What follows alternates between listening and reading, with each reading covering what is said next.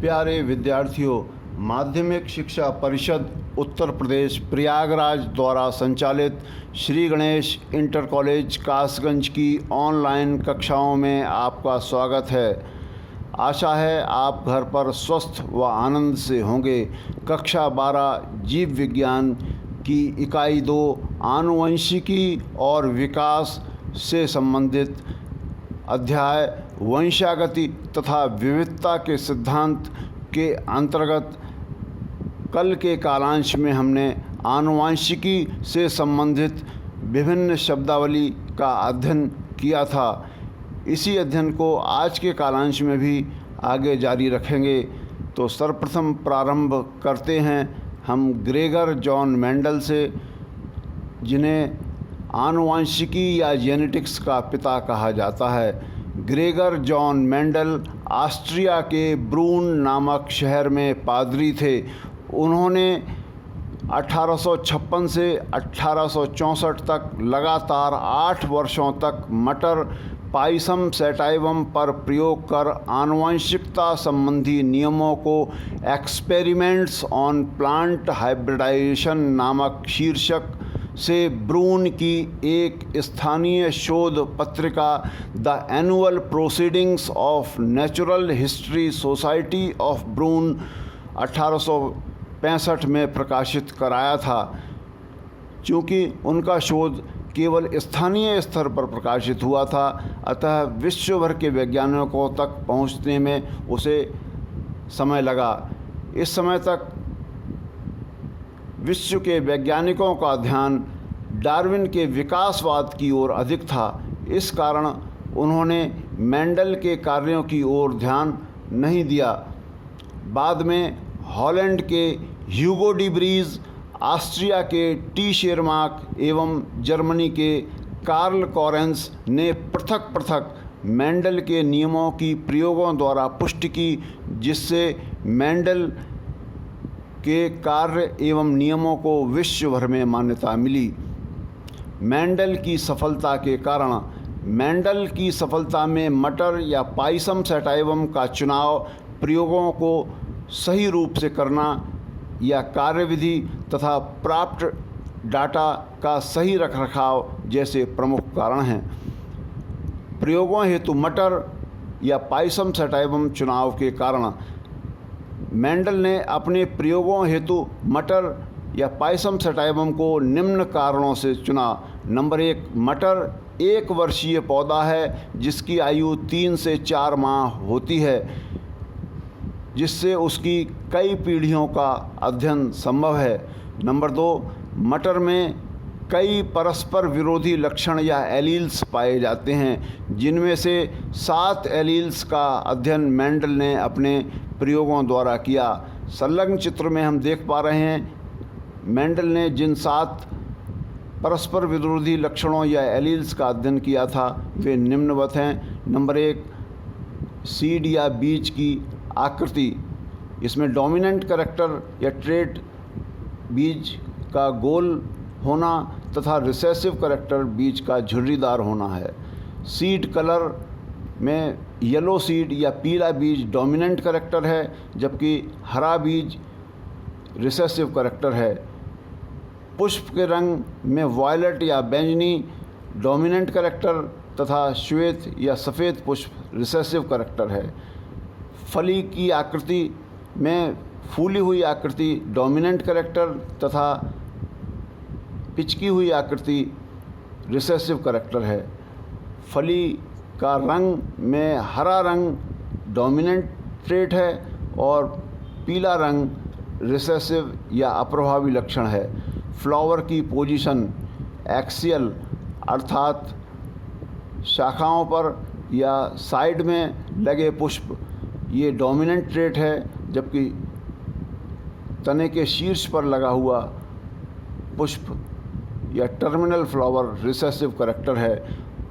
अंतिम लक्षण उन्होंने स्टेम हाइट या पौधे की लंबाई का लिया। लंबापन प्रभावी लक्षण तथा बौनापन अप्रभावी लक्षण या रिसेसिव ट्रेट होता है।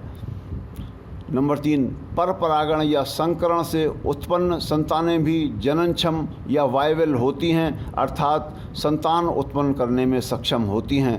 नंबर 4, स्वपरागण से उत्पन्न होने के कारण मटर के पौधे शुद्ध या समयुग्मजी प्योर या होमोजाइगस होते हैं तथा पीढ़ी दर पीढ़ी शुद्ध लक्षणों वाले बने रहते हैं।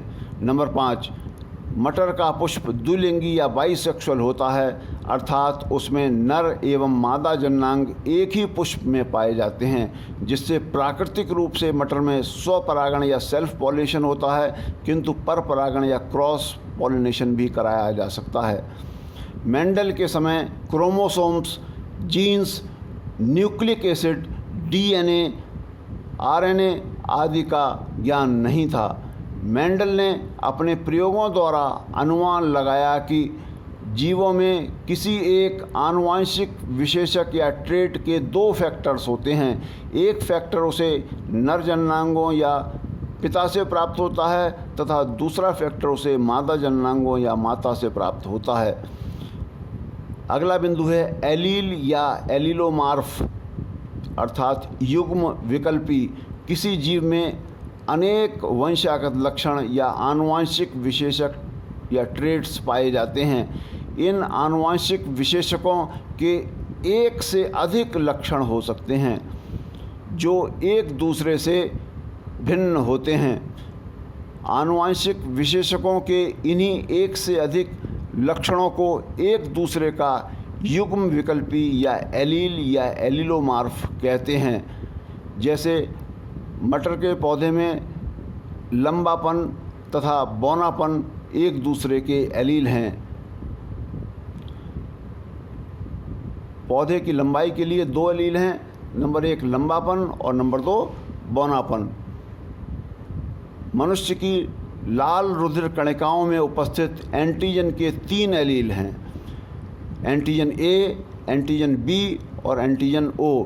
किंतु इन 3 एलील्स में से केवल 2 ही एलील्स किसी व्यक्ति में पाए जा सकते हैं। तदनुसार उसका ब्लड ग्रुप निर्धारित होता है।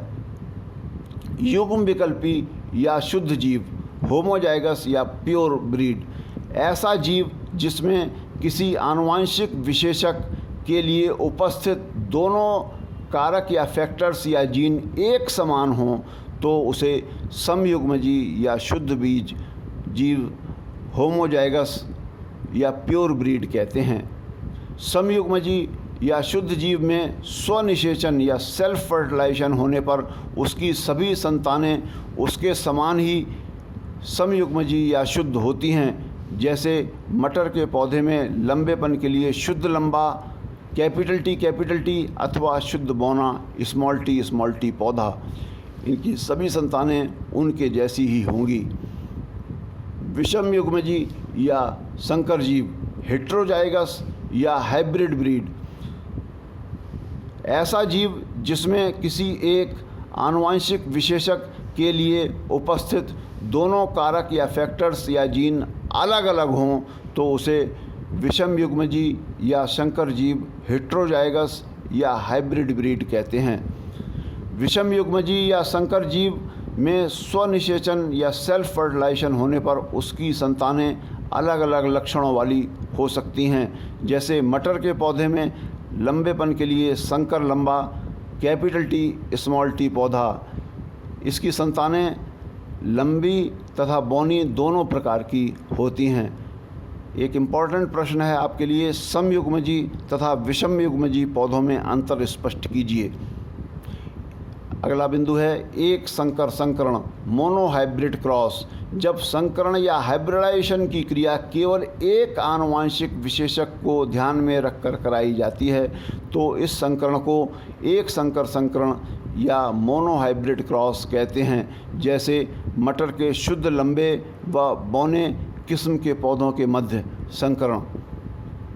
अगला बिंदु द्विसंकर संकरण या डाई हाइब्रिड क्रॉस। जब संकरण या हाइब्रिडाइजेशन की क्रिया 2 आनुवंशिक विशेषकों को ध्यान में रखकर कराई जाती है तो इस संकरण को द्विसंकर संकरण या डाई हाइब्रिड क्रॉस कहते हैं। जैसे मटर के शुद्ध पीले एवं गोल बीज वाले पौधे का शुद्ध हरे एवं झुर्रीदार बीज वाले पौधे के मध्य संकरण। जनक पीढ़ी या पेरेंटल जनरेशन या पी जनरेशन, संकरण या हाइब्रिडाइजेशन की क्रिया में जो पीढ़ी भाग लेती है उसे जनक पीढ़ी या पेरेंटल जनरेशन या पी जनरेशन कहते हैं। प्रथम संतानीय पीढ़ी या F1 पीढ़ी, फर्स्ट फिलियल जनरेशन, संकरण या हाइब्रिडाइजेशन की क्रिया से उत्पन्न प्रथम संतानीय पीढ़ी को F1 पीढ़ी या फर्स्ट फिलियल जनरेशन कहते हैं। द्वितीय संतानीय पीढ़ी या F2 पीढ़ी, सेकंड फिलियल जनरेशन, संकरण या हाइब्रिडाइजेशन की क्रिया से उत्पन्न प्रथम संतति पीढ़ी के स्वनिषेचन से उत्पन्न द्वितीय पीढ़ी की संतानों को F2 पीढ़ी, सेकंड फिलियल जनरेशन कहते हैं। आज के कालांश में इतना ही। कल आगे पारिभाषिक शब्दावलियों का और अध्ययन जारी रखेंगे। धन्यवाद।